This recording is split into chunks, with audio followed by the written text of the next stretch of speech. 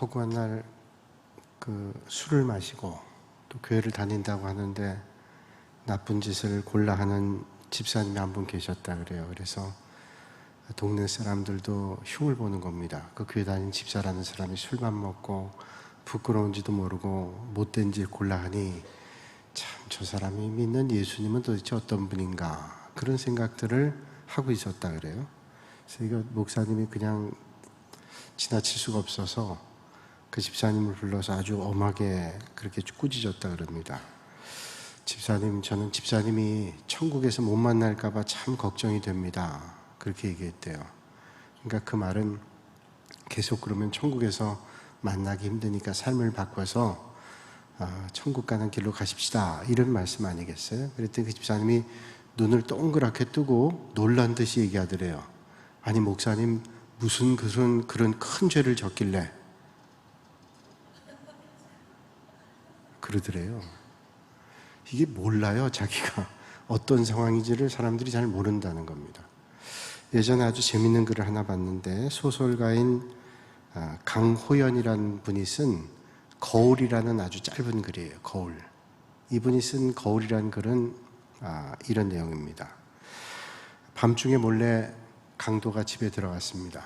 집에 들어가서 이제 물건을 훔치기 위해서 조심스럽게 다니면서 물건을 훔치려고 하는데 뭔가 느낌이 이상한 거예요. 옆에 누가 있는 것 같습니다. 그래서 순간적으로 옆을 딱 둘러봤는데 사람이 딱 버티고 있는 겁니다. 놀래가지고 가슴속에서 숨기고 있던 칼을 꺼내가지고 그 사람에게 겨누었어요. 근데 그 사람도 자기를 노려보고 무기를 꺼내가지고 겨누는 거예요. 깜짝 놀란 겁니다. 아니 이 사람 도대체 이 집에 살고 있는 사람이 뭐 이렇게 흉악한 사람이 칼을 들고 있는가. 순간 강도가 당황했습니다. 그래서 어떻게 이 위기를 모면할까 순간적으로 여러 가지 경우의 수를 생각했어요. 내가 달아나면 저 사람 쫓아오지 않을까? 내가 저 사람과 싸우면 어떻게 될까? 뭐 이런 여러 가지 경우의 수를 생각했다 그럽니다. 그리고 한참을 생각하면서 있는데 그 사람도 가만히 있더라는 거예요. 그래서 다시 한번 그 사람 봤더니 그게 바로 자기더라는 거예요. 자기. 그 옆에 있었던 게 뭐냐면 큰 전신 거울이었습니다. 전신 거울에 비친 게 자기의 모습이었고, 그 모습을 본 순간 너무 흉악하게 생긴 사람이 칼을 들고 자기를 노려보고 있는 게 바로 자신이었다라는 거예요. 그래서 도둑질을 포기하고 나왔답니다. 그리고 깊이 깨달았대. 내가 이렇게 흉악한 인간이었구나. 그 거울에 비친 게 다름이 아니라 바로 나였구나 하는 사실을 발견했다라는 거예요. 아무 꺼리낌 없이 죄를 짓고 강도질을 했던 강도였음에도 불구하고 거울에 비친 자기를 보면서 자기를 깨닫게 됐다는 거예요. 다행이죠? 오늘 우리 믿음의 성도들이 하나님의 말씀 앞에 깨달을 수 있다는 것은 얼마나 큰 은혜인지 모릅니다.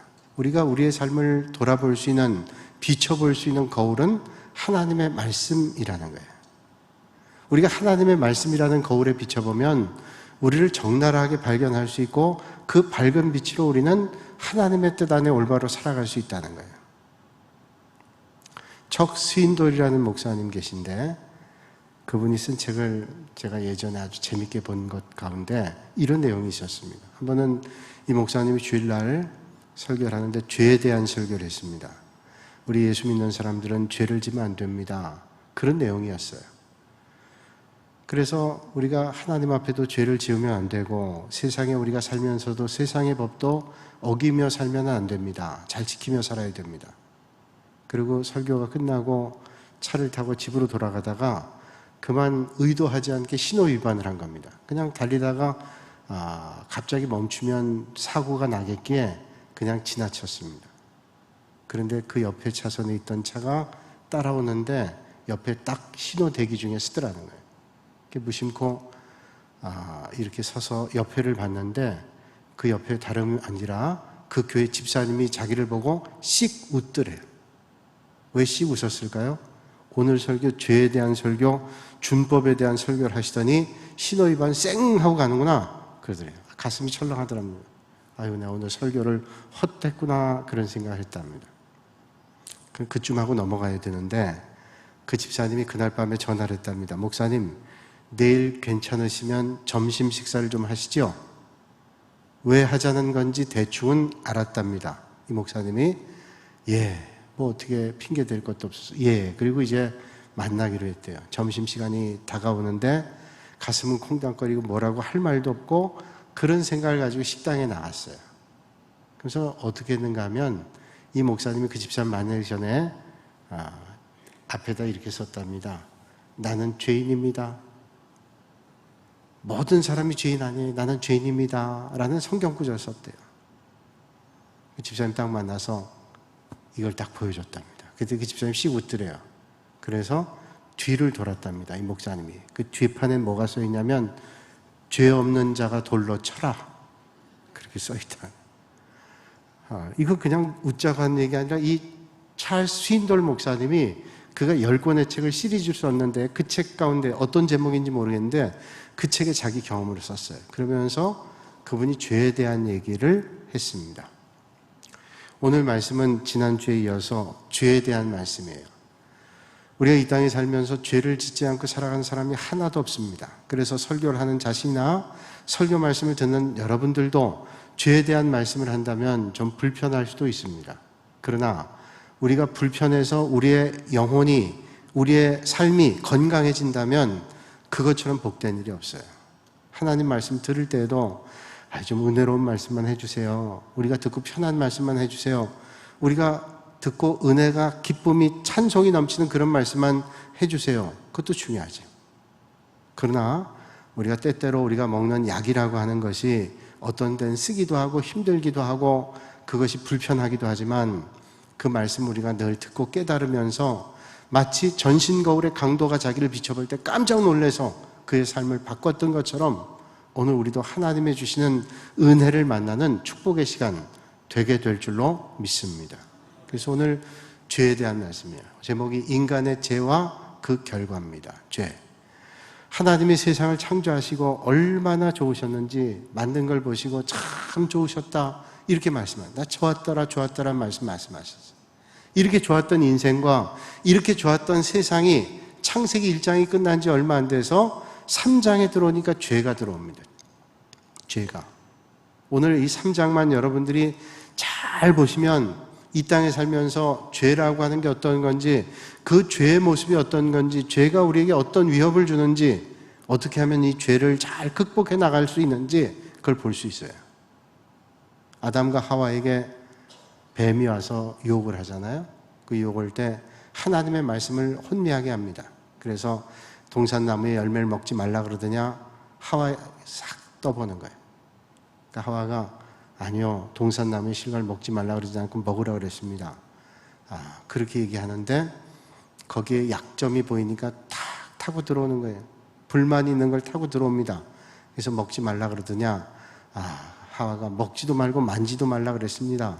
그 말을 타고 들어와서 하나님의 말씀을 왜곡하기 시작합니다. 하와가 불평하는 마음으로 주님의 말씀을 왜곡하죠. 이 선악과를 먹으면 죽을까 하노라 그랬어요. 그러니까 마귀가 딱 붙어가지고 죽을까 하노란 뭐예요? 죽을 똥 말똥, 죽을 수도 있다 안 죽을 수도 있다 이런 말이에요. 그러니까 하와가 얘가 좀 말씀을 지금 온전히 받아들이지 않는구나 하는 걸 알고는 말하죠. 마귀가, 뱀이 나와서 얘기하는 겁니다. 이거 먹으면 죽지 않고 눈이 밝아진다. 하나님 말씀은 죽는다고 말씀했는데 마귀는 하나님의 말씀을 정반대로 얘기합니다. 죽지 않고 오히려 눈이 밝아진다. 그렇게 얘기하는 거예요. 이런 오늘도 똑같잖아요. 하나님의 말씀을 우리가 대할 때 하나님께서 틀림없이 말씀했는데도 불구하고 마귀는 조금 흔들어 놓습니다. 흔들었을 때 흔들리면 거기에 타고 들어와서 완전히 말씀과 정반대로 하는 거예요.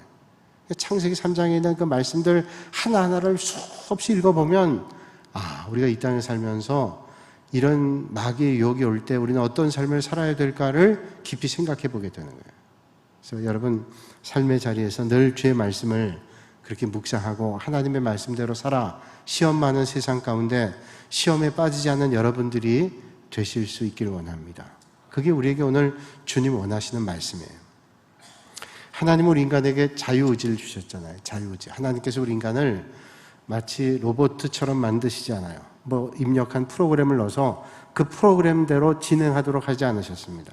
하나님께서 우리에게 자유의지를 주셨어요. 이것도 선택하고 저것도 선택할 수 있는 자유의지를 주셨습니다. 선한 것도 택할 수 있고 악한 것도 택할 수 있도록 자유의지를 주셨어요.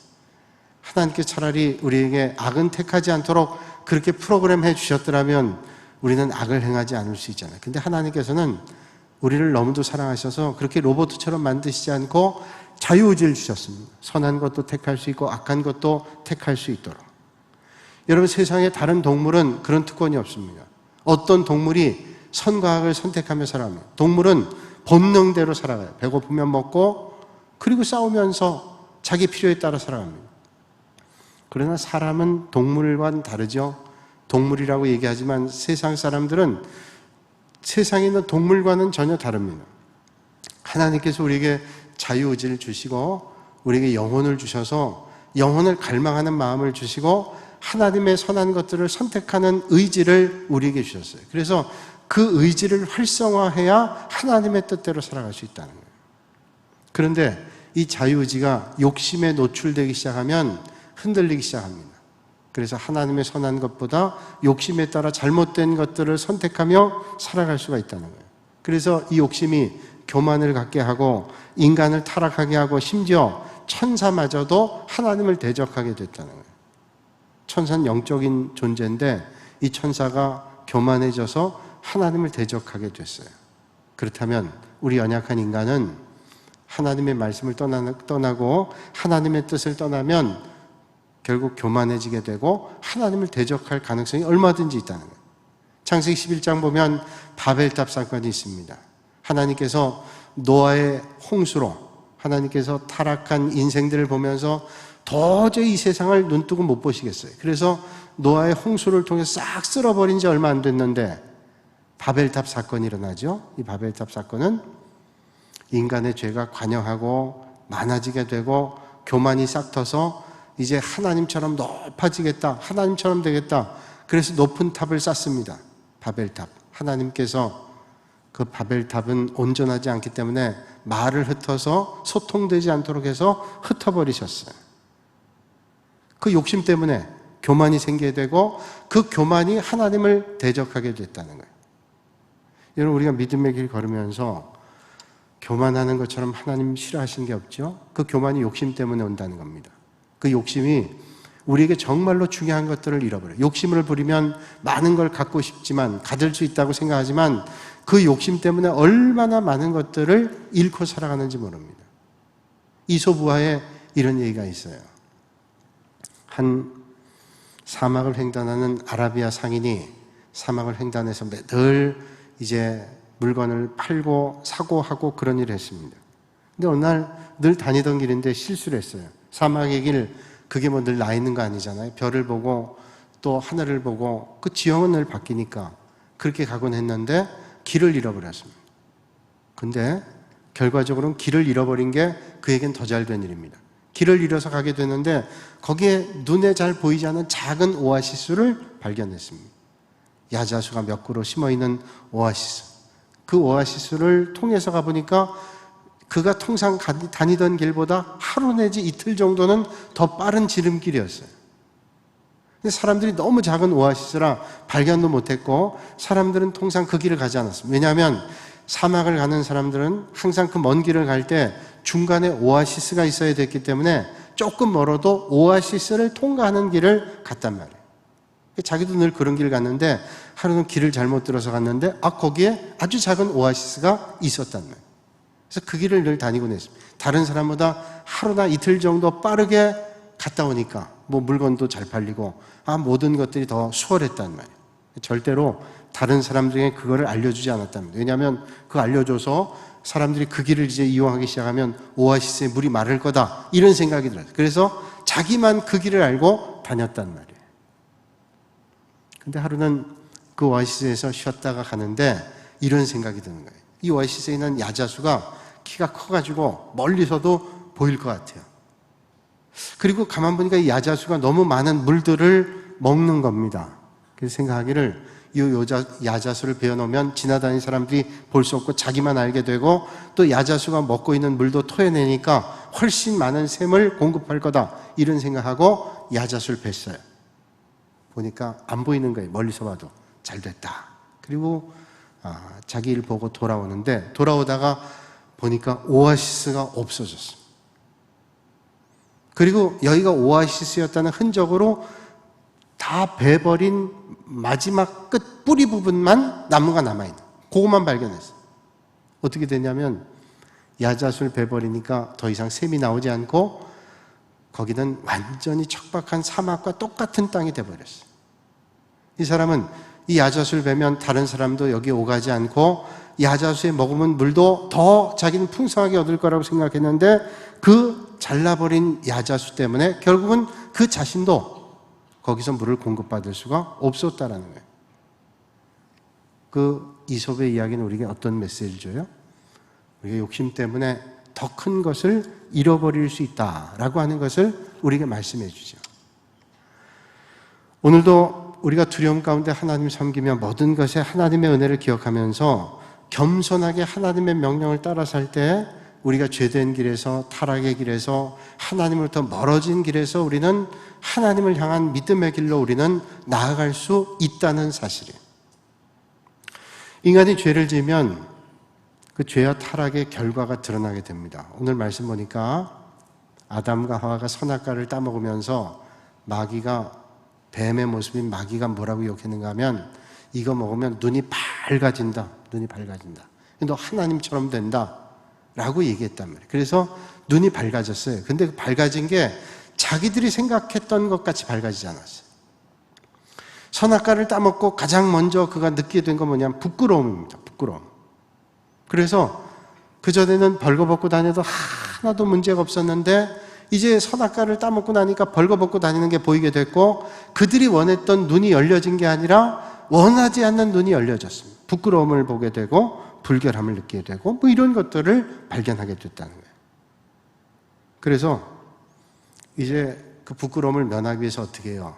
무화과 나무 잎을 갖다가 엮어서 옷을 만들어 입지만, 무화과 나무 잎으로 만든 옷이 뭐 질기길 하겠어요? 튼튼하길 하겠어요? 뭐 그게 온전하길 하겠어요? 해가 나서 햇빛이 비치면 무화과 나무로 만든 잎은 똘똘똘똘 말려 올라가는 거예요. 말려 올라가면 입으나 마나입니다. 입으나 마나. 입으나 마나 한 옷 입고 다니는 사람들 있잖아요. 요새도 입으나 마나 입었는지 그리고 똘똘똘 말려 올라. 그러니까 그 무화과 나무 그 가지고 아무리 가리려도 가려지지 않는 거예요. 여러분, 그런데 이런 것들이 반복되면 감각이 없어집니다. 여러분, 죄라고 하는 것도 처음에는 이게 죄야, 부끄러운 걸 느끼는데, 이게 반복이 되면 부끄러운 거 느껴지지 않아요. 계속하면 이게 부끄러운 건지 아닌지 모른다라는 거예요. 무뎌지게 되는 거예요. 여러분, 타락이라고 하는 게 뭘까요? 죄로 인해서 얻어지는 타락이라고 하는 것은 처음에는 아이고 이런 생각 가지게 되는데, 이게 반복이 되면 느껴지지 않습니다. 제가 신학교 다닐 때 목사님이 타락에 대해서, 교수님이 이런 말씀을 하더라고요. 타락이 뭐냐? 의사에게 타락이라고 하는 것은 지금 환자를 수술하는 수술대 위에서 이 환자를 수술하면서 더 이상 생명으로 보이지 않는다는 거예요. 늘 하는 일처럼 꼬매는 일 꼬매고 수술하는 일 수술하면서 이 사람이 정말로 생명이라는 사실을 잊어버린다는 거예요.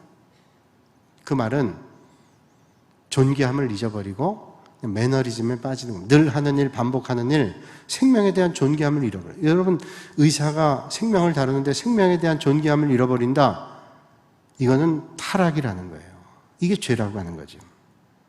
스펄전 목사님이 어느 날 서재에서 엉엉 울었답니다. 그래서 사모님이 가서 아니 도대체 왜 울고 있냐 그랬더니 엉엉 한참 울다가 그 아내에게 사모님이 말했대요.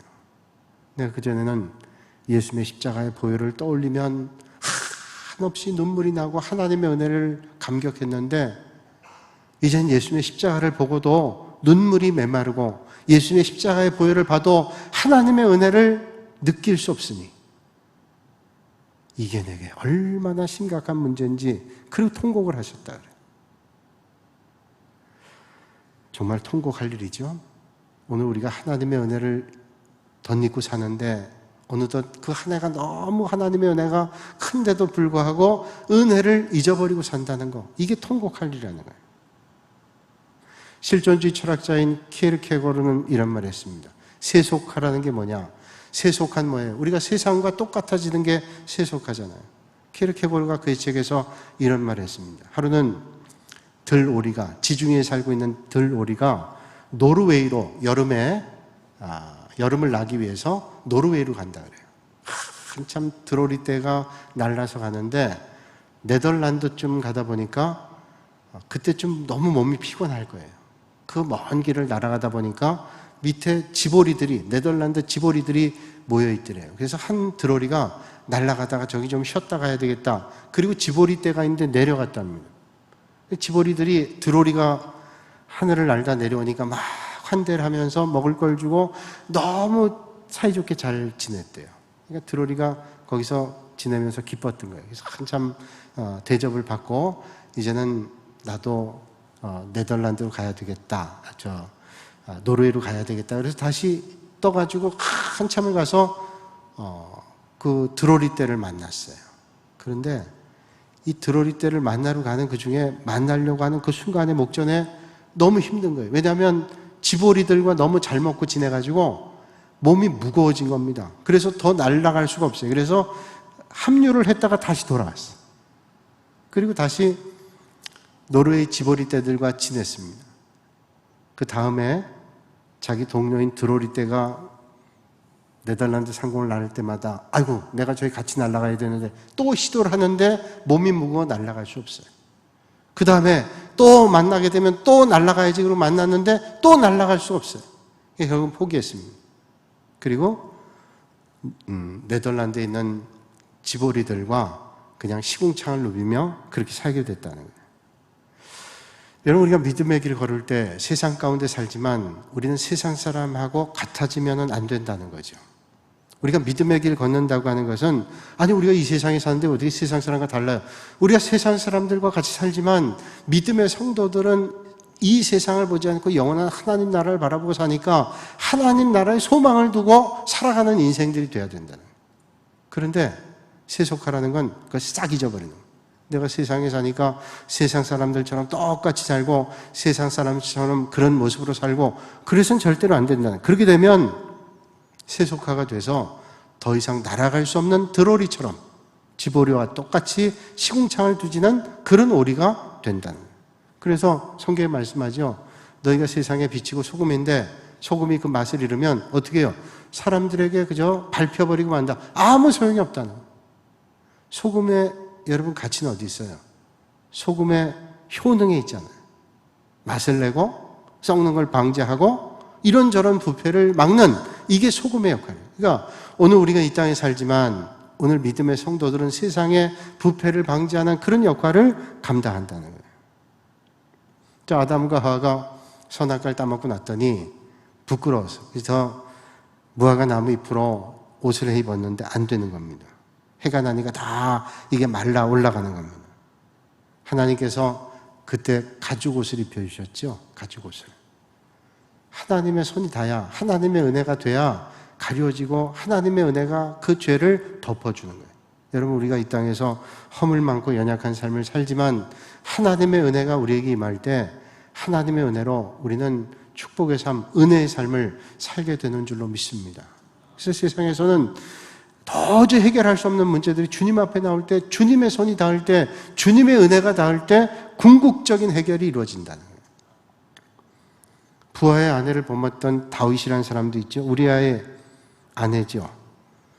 우리아의 아내를 범하고 나서 이 죄를 덮기 위해서 우리아를 전쟁터에 제일 앞에 내보냅니다. 죽게 하는 거예요.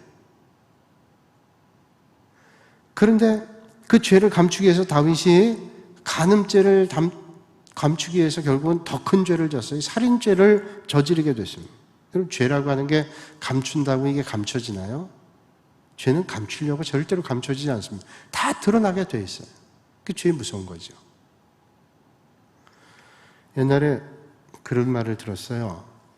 서남사하고 송암사가 큰 절인데 전 절은 잘 모르지만 송광사가 큰 절이라는 거 알아요. 서남사, 송광사 큰 절인데 스님들이 모여가지고 자기 절 자랑합니다. 우리 절이 얼마나 큰지 모른다고.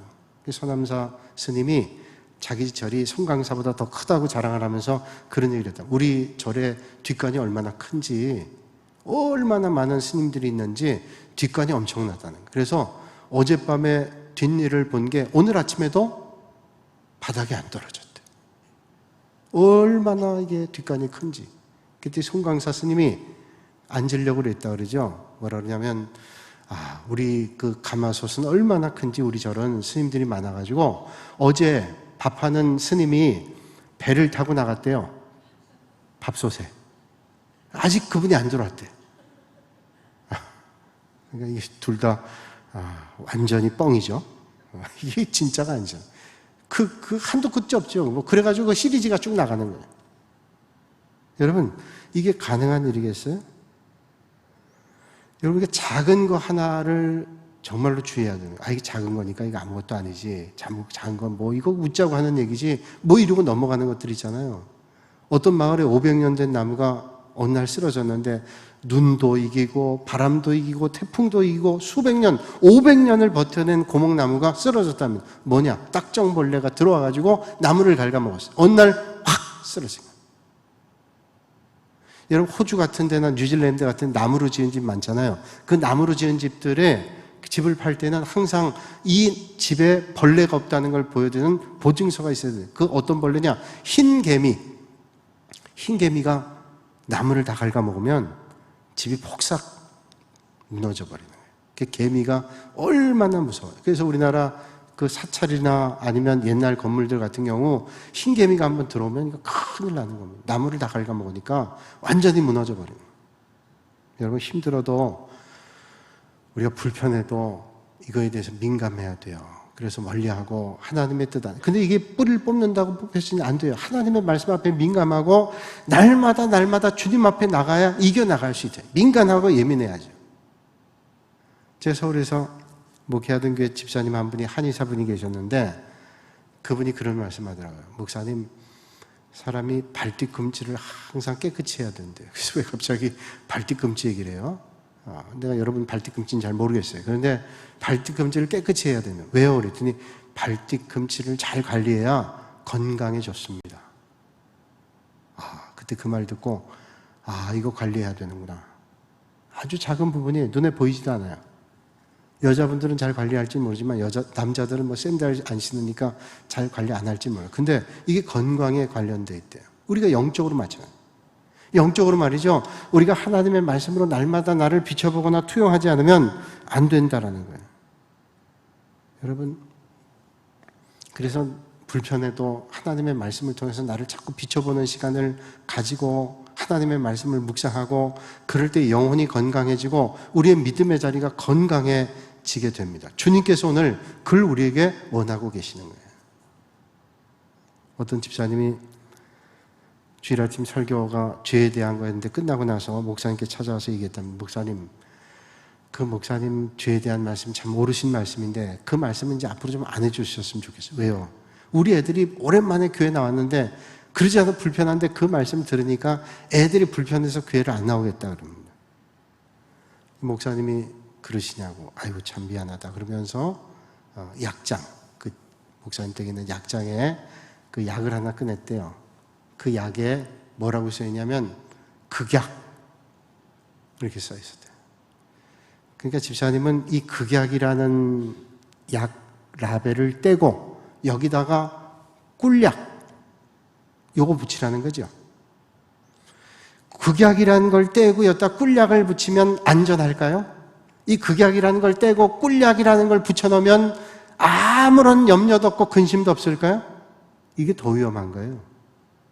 극약엔 극약을 붙이고 꿀약엔 꿀약을 붙이고 보약엔 보약을 붙이고 이래서 필요할 때마다 적절하게 처방하는 것이 올바른 거 아니겠어요?